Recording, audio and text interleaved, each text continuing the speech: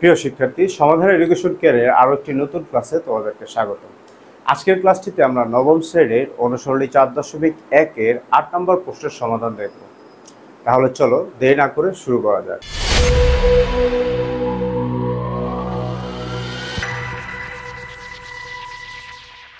প্রথমে আমরা একটু প্রশ্নটা দেখে নেব। আমাদের এখানে বলা হচ্ছে সরল করো। যেখানে আমাদের প্রশ্নটা কীরকম দেওয়া ছিল তোমরা যদি একটু খেয়াল করো, আমাদের প্রশ্নটা ছিল যে 3m + 1 divided m two the power m - 1। আবার এখানে বলা হচ্ছে 9m + 1 9 to the power m + 1 divide by 3m - 1 into m + 1। আমরা জানি একটা জিনিস তোমাদের আগেই ক্লিয়ার করে দিচ্ছি।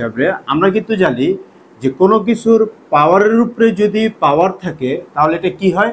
গুণ হয়। ব্যাপারটা এরকম হবে। হ্যাঁ, যদি x টু দি পাওয়ার 2 দেই আর এইখানে যদি দেই 4, তাহলে আমাদের পাওয়ার উপরে পাওয়ার থাকার কারণে কি হবে? গুণ হবে।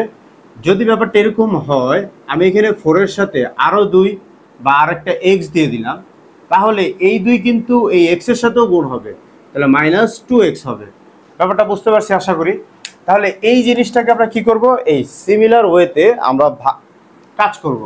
এখন দেখো, প্রথমে আমাদের যেটা ছিল 3m + 1, আবার এখানে ছিল গুণ, তাহলে এই গুণটা কি হবে? দুইটার সাথে গুণ হবে।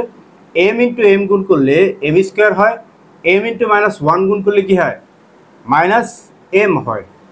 এরপর এখানে ভাগ ছিল, ভাগ দিলাম। এটা 9 আছে।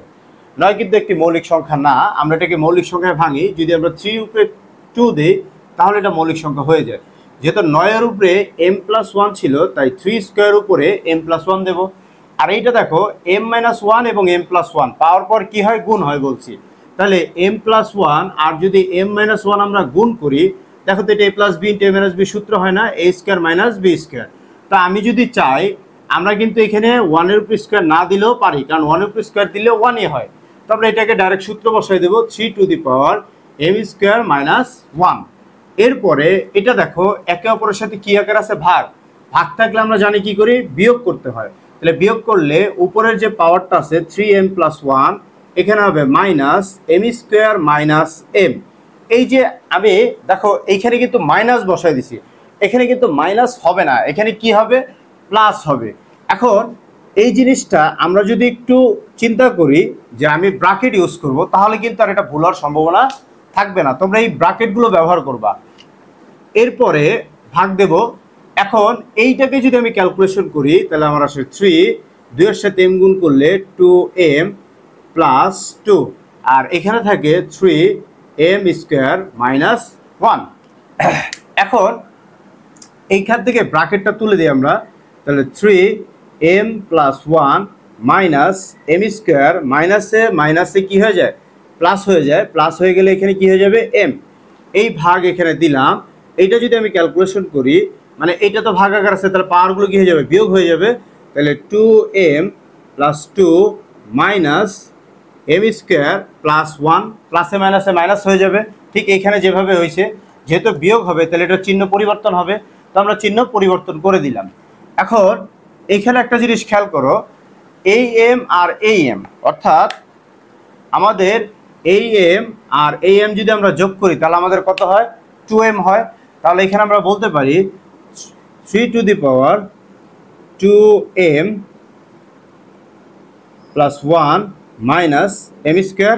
এই ভাগ এখানে আমরা দিলাম, 3 লিখলাম। এখানে কি ক্যালকুলেশন হয়? দেখো তো এখানে কি ক্যালকুলেশন হয়? এখানে ক্যালকুলেশন হয় যদি আমরা 2 আর 1 যোগ করি তাহলে আমাদের কত হবে? 3 হবে। কত হবে আমাদের? 3। তাহলে আমরা এখানে লিখব 2m + 3 - m²। এবার 2টা 3 একই রকম ভিত্তি, কি আকার আছে? ভাগ। তাহলে পাওয়ারগুলো কি হয়ে যাবে? বিয়োগ হয়ে যাবে। যদি পাওয়ারগুলো বিয়োগ হয়ে যায় তাহলে আমরা কি করব? এখানে 2m + 1 - m² - 2m, যেহেতু বিয়োগ হচ্ছে তাহলে চিহ্নগুলো কি হয়ে যাবে? পরিবর্তন হয়ে যাবে। তো চিহ্ন পরিবর্তন করলে -2m, এটা হবে -3, এটা হবে +m²।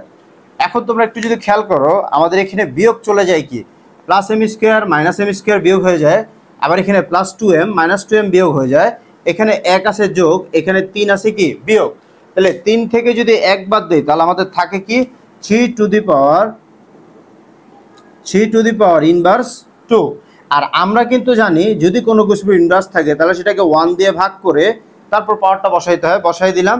এটাকে যদি আমি ক্যালকুলেশন করি তাহলে আসবে আমাদের 1/9, যেটা হচ্ছে আমাদের অ্যান্সার। আশা করি তোমরা বুঝতে পারছো। যারা বুঝেছো তারা বন্ধুদের সাথে লাইক করো, বন্ধুদের সাথে শেয়ার করো, আর আমার ভিডিওটি লাইক করে দাও। আর নতুন নতুন ভিডিও পাওয়ার জন্য সাবস্ক্রাইব করে আমাদের সাথেই থাকো। আর যারা বুঝো নেই তারা কমেন্টে অবশ্যই জানাও, আমরা অবশ্যই রিপ্লাই দেবো। দেখা হচ্ছে পরবর্তী ক্লাসে। সে পর্যন্ত তোমরা ভালো থাকো। খোদা হাফেজ।